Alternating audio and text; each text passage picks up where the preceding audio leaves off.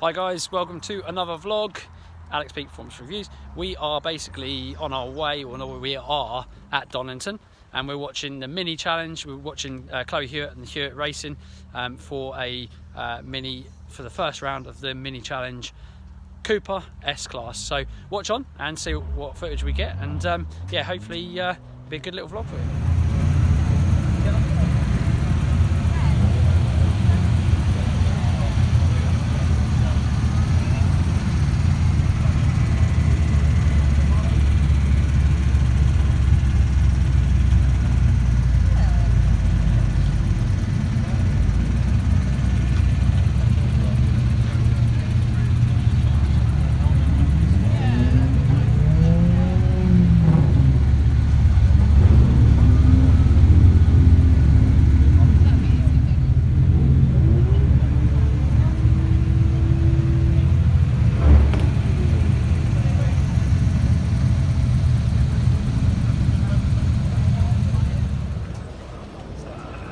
That's the end of qualification. They're all in Parc Fermé. They've finished qualification for the first kind of, they're ready for the first race, so they're going to be lining up where they've obviously finished in qualification.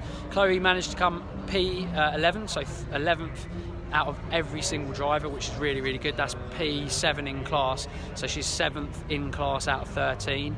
So considering she's got some new parts on there, very old tyres, and a lot of new things that have kind of gone on that car, with a lot of new company in that class as well. That's really, really good. She's really happy. It's a really solid time to start off with, and a good basis to kind of build on that time to go faster in race one. So yeah, we're looking forward to that. She'll start 11th. Good place to be actually, so just stay out of trouble, hopefully first laps, and she should do well, and it should be a really, really good race one. Well, I think Stood at the back. Stood at the back. GP thing.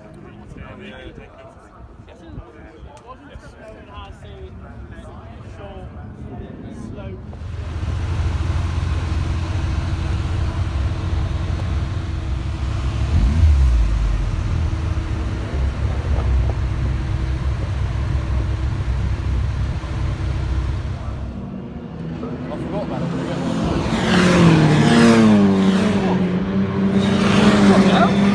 The race is going to be a 50-minute race, as with the other minis, the Coopers earlier on. Red lights on, red lights go out now, and a good start made by Stuart Lane, a rather better start than Jono Davis did. So Stuart's drawn level with Jono as the cars head down towards Redgate, and coming up, trying to go through the middle is Will Fairclough. In fact, he's taken second place. Jono Davis is struggling, it seems, at the moment. He's dropped down another place. He's fourth now.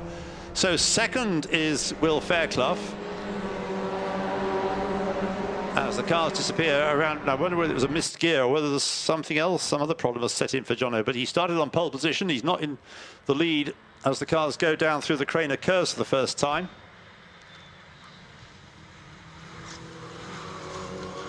And negotiate the old hairpin. So up front, we expect to see Stuart Lane, do we? Yes, it is Stuart Lane, and he's getting away, and it's Will Fairclough in the blue car in second place.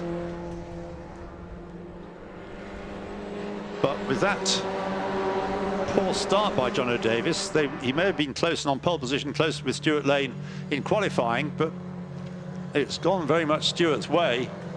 As he comes out of Coppice, he has a lead of possibly even as many as 10 mini lengths. Leader comes out of the chicane and up to the end of lap one. 33 Stuart Lane, Stu Lane leads. Jono Davis has recovered to second place. The chase is on. In third place it is Rob Austin. That's a good start by Rob. He only qualified 8th, but he's in third place already. The driver who was a winner and second in the championship last year, and winner of races last year. Chloe Hewitt has come up well. Chloe from 6th on the grid is 4th. 5th is 44 Andy Montgomery. 6th is number 8 Kevin Owen, who's come through from being 9th on the grid. He's now 6th. Will Fairclough has dropped back a bit, possibly a slightly ambitious manoeuvre somewhere down like down at the old hairpin. He's 7th. 8th is 66 Sammy Bowler. 9th is Alan Lee, number 90, and 10th is 444 Neil Ginley. 11th, Tim Bild, number 606, and bringing up the rear, number 53, Neil Brown. who one might say is the other Neil Brown as well. He's not the Neil Brown who prepares engines and races historic touring cars these days. So the leader at the end of the first lap, Stu Lane, was 0.845 of a second he had over John O'Davis. Don't think it's visually, it doesn't seem to have come down much on this lap. Get a better idea obviously at the end of the lap when they cross the line into the chicane. If anything, the gap's gone up slightly, I would say, and it's gone over Rob Austin. Rob Austin is second, number 24, and it's the change and turn about, because we've got Stu Lane. Now what's happened here, the TSL have been thrown by this as well. They're not recording the positions correctly. We've got in second place 44, third 444. That's better. John O'Davis it wasn't my eyes deceiving me. John O'Davis led at the end of the second lap, and Stu Lane has dropped down to third place. So it's 21 Davis, 24 Austin, 33 Lane. In fourth place is number 30 Will Fairclough. Fifth is 5 Chloe Hewitt. Sixth is number 8 Kevin Owen. Then in seventh place, number 44 Andy Montgomery. Eighth is Sammy Bowler, number 666. Ninth is 90 Alan Lee. 10th is 606 Tim Bill. Then it's Ginley and Brown at the tail. So didn't see where that incident occurred. I suspect at the old hairpin, but whatever it was, Stu Lane spun out of the lead, lost the lead, and he came through at the end of the second lap 3.5 seconds behind John O'Davis, who fluffed his start, but now has the lead. And he's probably going to be able to drive away from Austin, who did a very good start. And he's going to be caught, I think, or re-caught by Stu Lane, who's got with him, going very well, considering this is his first race, Will Fairclough. Will Fairclough, that's 3 cars, red, white and blue, actually, is the order in which they're running, so very patriotic. In the second, third and fourth places, Rob Austin, Stu Lane and Will Fairclough. Chloe Hewitt still 5th, 6th is still number 8, Kevin Owen. And then 7th, Sammy Bowler. 8th, Alan Lee. 9th, Tim Bill. 10th, Neil Ginley. Sorry, 11th is Neil Ginley, and 12th is 53, Neil Brown. And now John O'Davis has the lead. It's just extending more and more. 3.59 seconds it was at the end of lap 3. Now we're on lap 4. And to the eye, that looks an even larger margin. The 3 behind haven't changed order yet. It's still red from white from blue as they fan out onto the straight. I think Stu Lane has worked his way through to the inside line for the chicane, which may enable him to take second place back. Yes, he's done so. He gets on the brake, just about turns in, slows himself up in the process, but comes out of the corner in front. He also slowed up Rob Austin, with the result that Rob Austin has also been passed as they come out of the corner by Will Fairclough, who may not have done much racing, but he certainly knows how to race, and has now got himself into third place.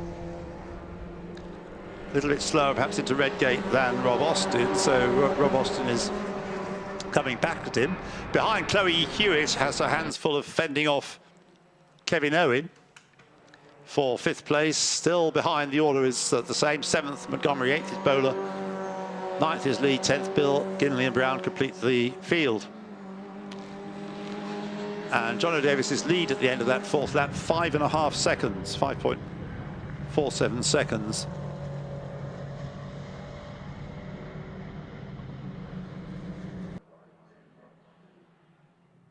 Leader at the chicane for the 5th time. He's just driving away now. And for second place, great battle raging though, because Will Fairclough is now challenging Stu Lane. They're side by side as they go past the pits. The blue car on the left, on the outside therefore for the right-hander coming up at Redgate. They're still level as they come down into the corner on the inside line. Stu Lane holds it and keeps the place, but that compromises his pace a little in the second part of the corner as they go into Hollywood, and that's allowed Will Fairclough to have another go at him as they turn into the corner. Into the pits, meanwhile, comes the number 90 car of Alan Lee, rather slowly. So the leader well clear, now leading by 5.9 seconds from the fight for second place. And it's Will Fairclough who's got through ahead of Stu Lane. So Will Fairclough second, Rob Austin watching and waiting. So it's now still white in the middle, but blue in front and red behind of that trio. They've got the engine engine being inspected on the Mini that came into pit lane. It's just under your commentary tower, and as soon as it came to a stop, they raised the bonnet of the car. They're now having a look underneath the front of the car as well. So I think it might be here for a while, Titch. Thank you, Alan. So through goes Jono Davis, completing lap 6. I think I can see a fair bit of fluid under the car as well. So that sounds, as you say, as though it's there for the duration. So Will Fairclough through in second place there, Stu Lane third, Rob Austin fourth, and there's a change for fifth now because Kevin Owens moved up ahead of Chloe Hewitt. With seventh, number 44, Andy Montgomery, eighth, 666, Sammy Bowler. Alan Lee is the one we're talking about in the pits. So next through is 444, Neil Ginley, ahead of 53, Neil Brown. Jono Davis still leads though, lap 8. What's going to be at least an 11 that race by the looks of things. 4 minutes and 20 seconds to go.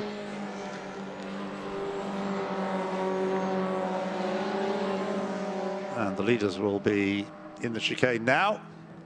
There's Jono Davis and there is Will Fairclough. I think it's going to be too much of a gap to catch. Through goes Jono Davis, 8 laps completed. There is Will Fairclough. And the gap has come down again. Another new fastest lap, another 1/5 of a second shaved off his fastest lap. The gap is down to 3.9 seconds. So that lap was 0.6 quicker. No, sorry, a full second quicker than Jono Davis. Stu Lane still third, Rob Austin fourth. Good little battle going on towards the tail end between Andy Montgomery and Sammy Bowler for 7th place.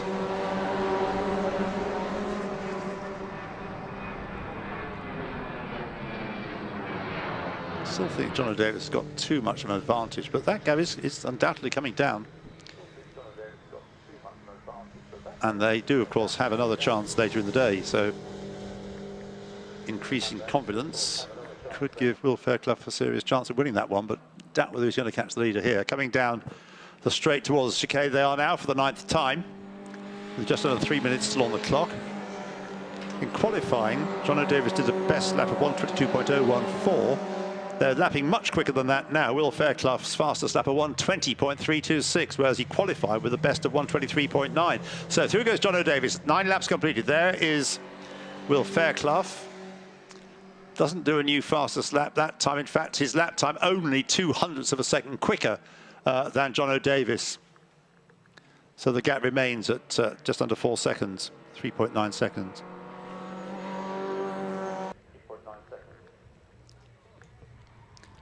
With Stu Lane still hanging on to 3rd place, in fact stretching his advantage slightly.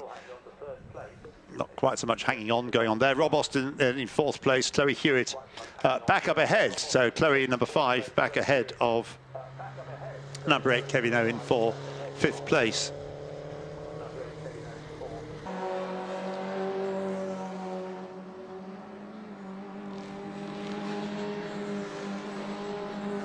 Now, I don't want to be alarmist, but where's the leader? Or where's Jono Davis gone? Because I think I can see only a blue car in front. And that's Will Fairclough.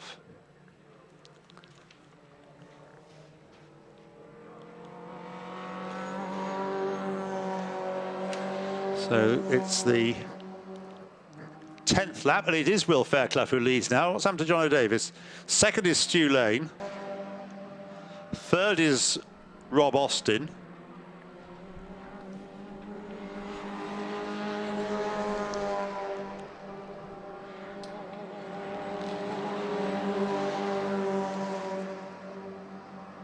I can't see where he's gone. Well, you see, that wasn't alarmist, that was factual. It was, wasn't it? So we have no leader. Chloe Hewitt is now to 4th place. Andy Montgomery is 5th. And what a story for Will Fairclough. Well, absolutely. It's amazing. Yeah. And I've tried to get the CCTV pictures to show me where he might be, but I haven't found one that shows me anything yet. So it remains a mystery.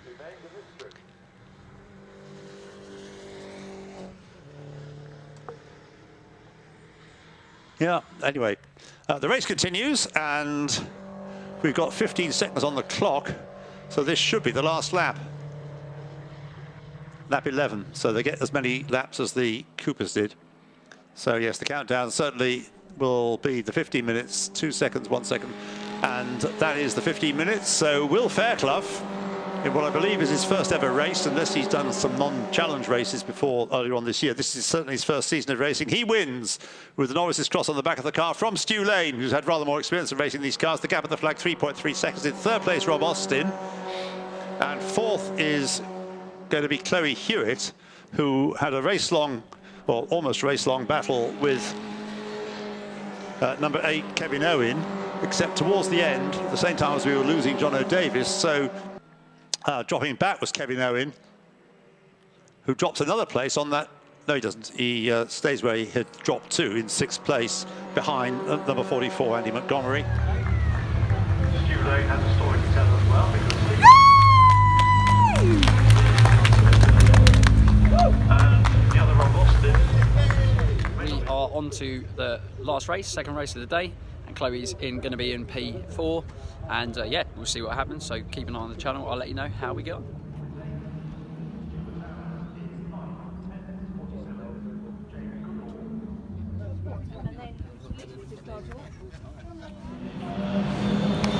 Go on now. Go on now. They're going to do something. She's gone. Right, come on. That's all right, it's fine.